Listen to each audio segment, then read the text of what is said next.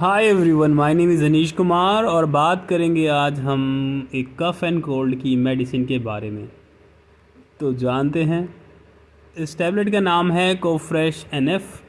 Smart laboratories द्वारा बनाई गई है। देखते हैं इसके अंदर क्या क्या सॉल्ट्स हैं, क्या क्या इंग्रेडिएंट्स हैं।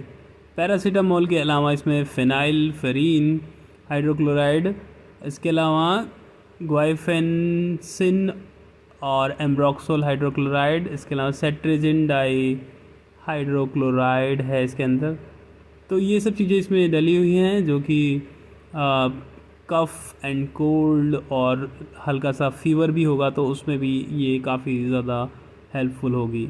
सेट्रिजिन है तो बंद नाक जो है वो खोल देगी, रिलीफ मिलेगा, यानी कि एंटी एलर्जिक मेडिसिन भी इसमें डली हुई है।